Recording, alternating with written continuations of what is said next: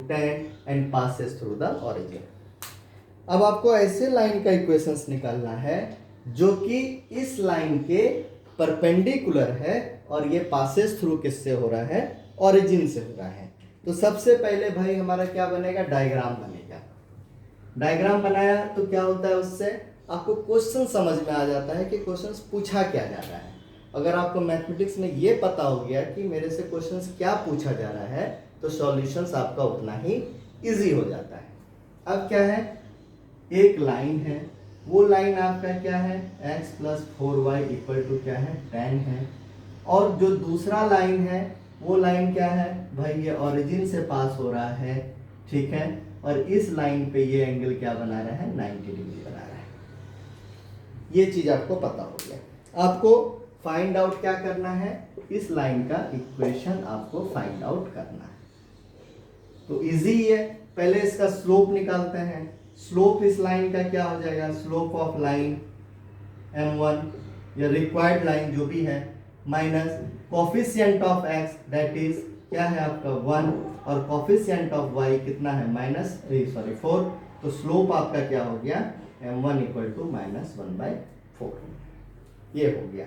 अब required line का slope क्या होगा, दो लाइन आपस में कैसा एंगल बना रहे हैं, तो ये एक दूसरे के साथ परपेंडिकुलर बना रहे हैं। परपेंडिकुलर के लिए आपने क्या लगाया है, m1 equal to m2 equal to -1। तो m1 आपको कितना है, -1/4 है। m2 का पता नहीं है, -1 है, माइनस कैंसिल हो गया। तो m2 की वैल्यू आपकी कितनी हो गई, 4 हो गई।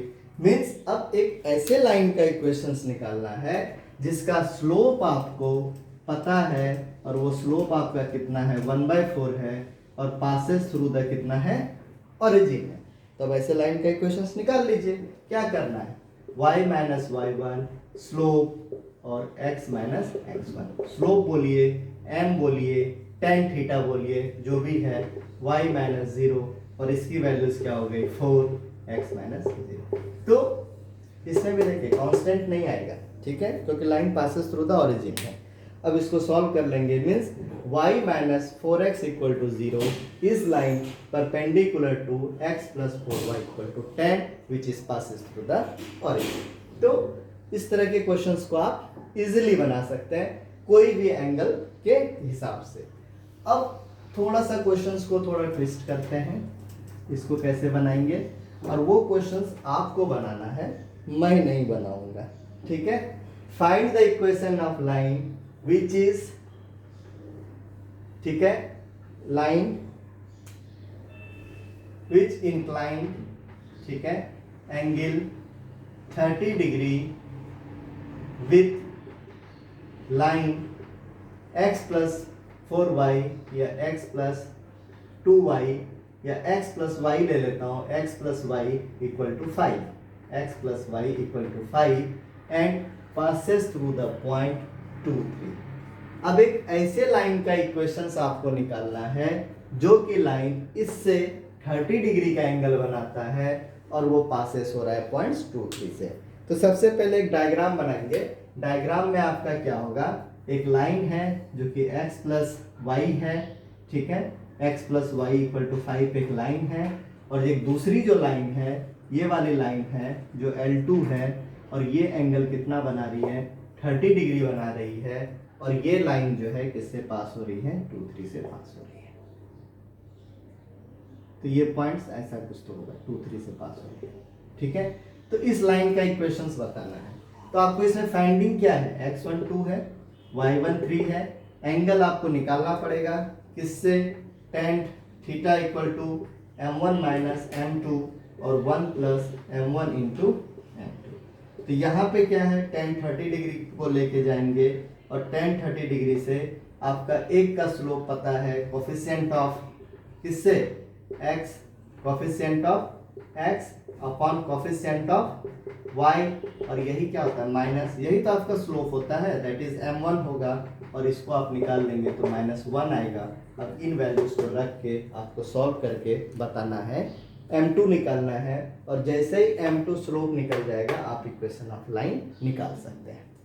तो इस चैप्टर में स्लोप से आपके इतने ही क्वेश्चंस बनेंगे इसके अलावा बहुत ज़्यादा तरीके से नहीं पूछा जा सकता है, और अगर पूछेगा भी और अगर आपका कॉन्सेप्ट क्लियर है तो इस क्वेश्चन को आप बहुत इजीली बना सकते हैं। और एक चीज़ है, अब लाइन पूछा कि कोलिनियर, 3 पॉइंट्स दे दिया और बोला कि ये कोलिनियर है, इसको कैसे आप साबित करेंगे? तो कोलिनियर के लिए हमारे पास क्या है, सबसे पहले तो अगर एक ही लाइन पे है तो मीन्स एक पॉइंट ये है, एक पॉइंट बी है और एक पॉइंट क्या है हमारा सी है। ये पॉइंट्स हमारा क्या है, कोलिनियर है, बराबर। ये पॉइंट्स हमारा क्या है, कोलिनियर है। तो ये एंगल भी आपका क्या होगा, थीटा, ये एंगल भी क्या होगा, थीटा, और उसको तो आप ये भी एंगल थीटा ही होगा। लेकिन अब क्या है, तो आपको क्या निकालना है, तो slope of A B, slope of B C, अगर दोनों जो है आपका इक्वल है, ठीक है, तो ये लाइन क्या हो जाएगा, आपका कोलिनियर हो जाएगा, पहली चीज। और स्लोप ऑफ ए सी भी निकाल लेंगे, ठीक है, ए सी, ये भी क्या हो जाएगा आपका m1 ही आने वाला है। इन सब की वैल्यू सेम ही आएगी। 3 पॉइंट्स हैं, तीनों पॉइंट्स में अगर आप एक दूसरे के साथ निकालते हैं और आपको स्लोप सेम आता है तो लाइन क्या होगा, कोलिनियर होगा। और कोलिनियर अगर बात कर रहा है मतलब एक ही लाइन पे है और हाइट उसका कुछ नहीं है। ट्राइंगल में आप क्या करते हैं, ट्राइंगल में आप क्या करते हैं, 1/2 बेस इंटू हाइट करते हैं, ठीक है। अब जिस चीज की अगर एक ही लाइन पे है तो उसका कुछ तीसरा पॉइंट का हाइट ही नहीं है, तो ऐसे कंडीशंस में उसका एरिया भी क्या होता है, 0 हो जाएगा। मीन्स वैसे भी आप सॉल्व कर सकते हैं, आइदर आप ऐसे सॉल्व कीजिए और आइदर आप उसको वैसे सॉल्व कीजिए। जब हम लाइन की बात बोलेंगे तो कोलिनियर है, जब प्लेन की बात करेंगे तो हम क्या कहेंगे, कोप्लेनर है। कॉन्ग्रेंट की बात नहीं कर रहा हूँ, कॉन्ग्रेंट इज डिफरेंट थिंग्स, ठीक है। तो इस तरह की क्वेश्चंस को आप, इसको भी अगर आपको दे दिया कि फाइंड द पॉइंट ऑफ ऐसे दे दिया 1 2, ठीक है, 2 3 और x y, x या k0 ऐसे दे दिया और बोल दिया कि ये पॉइंट 1 2 2 3 k0 ये एक पॉइंट्स है जो कि कोलिनियर है, तो find the value of k।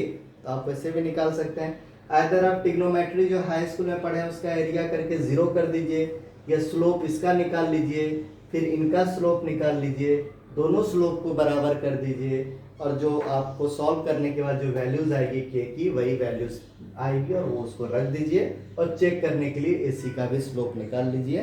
तो क्या हो जाएगा कि लाइन आपका कोलिनियर है। तो मीन्स मेरा कहने का क्या है कि जब आप क्वेश्चंस को बनाते हैं तो उसका डायग्राम सबसे पहले आपके दिमाग में इमेज की तरह छप जाना चाहिए कि ये पूछा जा रहा है। अदरवाइज तो आप रटते रहेंगे और ये क्वेश्चन इधर डालना है, ये इधर करना है, वो नहीं हो पाएगा। वो आप आज पढ़ेंगे, 3 दिन के बाद भूल जाएंगे। तो ये इस तरह से कॉन्सेप्ट में आपका आना चाहिए। तो इस और एक थोड़ा सा बता ही देता हूँ मैं, ताकि फिर क्वेश्चन ही कर पाऊँ मैं। दूसरा क्या है, 2 लाइन है, इनके बीच का डिस्टेंस निकालना है। एक लाइन ऐसा है, इस फॉर्म में है, और ये दूसरा लाइन है जो कि एच के पॉइंट है, और ये डिस्टेंस आपको निकालना है। तो ये डिस्टेंस का मैं अभी शॉर्टकट में ही आता हूँ। तो आपका क्या हो जाएगा, ये पॉइंट्स कहीं पे होगा, ये कोई भी डिस्टेंस पे लेंगे तो ये तो हर जगह तो बराबर ही होने वाला है। तो इसका क्या हो जाता है, a और x की value h plus b into K plus C और root a square plus b square. और ये डिस्टेंस की बात कर रहे हैं तो हम पॉजिटिव की ही बात करेंगे। तो ये क्वेश्चंस आपको ऐसे पूछा जा सकता है, find the distance between 2 parallel line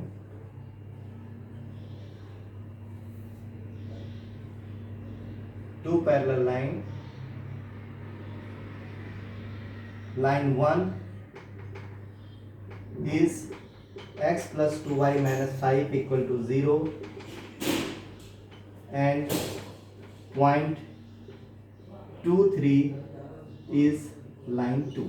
तो तो ये क्वेश्चन है, मतलब एक लाइन आपको दिया रहेगा, दूसरे लाइन का आपको क्या करना है कि डिस्टेंस निकालो।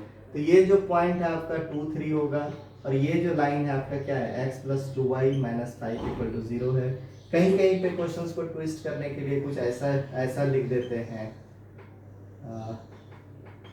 9, तो उसे डरने की जरूरत नहीं है। इसको आप इस साइड में ला के इसको इसी फॉर्म में ले आएंगे। पहला स्टेप्स ये लाने के बाद आपको distance between the two lines के बारे में पता हो जाएगा। तो ऐसे भी वीडियो भी थोड़ा बड़ा होता जा रहा है, तो इसको मैं यहीं पे रोकता हूँ। और ये आप कुछ क्वेश्चंस के प्रैक्टिस कर लेंगे, ये आपको रिवीजन में भी हेल्प करेगा 11th के लिए। और वही है, इसको पहुंचाइए, दूर दूर तक पहुंचाइए, जिससे कि जो है बच्चे लोग जो है बेनिफिट हो पाए।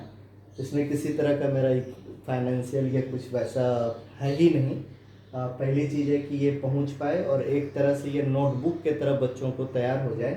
उसके बाद मैं ट्राई करता हूं कि कोशिश यही रहेगी कि मैं CBSE के पूरे क्वेश्चंस को मैं 1 बाय 1 एक सॉल्व कर दूं, फिर RD शर्मा सॉल्व कर दूं, फिर एडवांस IIT जी और ये जो भी है फाउंडेशन का वो भी मैं सॉल्व करते चले जाऊँ, और एक बार मैं रख दूँ ताकि कॉन्सेप्ट क्लियर होगा। क्वेश्चंस क्या होते हैं, पर ईयर चेंज होते रहते हैं। आज से 10 साल पहले क्वेश्चंस कुछ और होते थे, फिर थोड़ा सा, लेकिन कॉन्सेप्ट कभी चेंज नहीं होता, कॉन्सेप्ट वही रहता है। अगर आपका कॉन्सेप्ट क्लियर है तो मैथमेटिक्स में डरने की कोई ज़रूरत नहीं। तो ठीक है, आज के लिए इतना ही, और फिर नेक्स्ट वीडियो में हम देखते हैं। Thank you.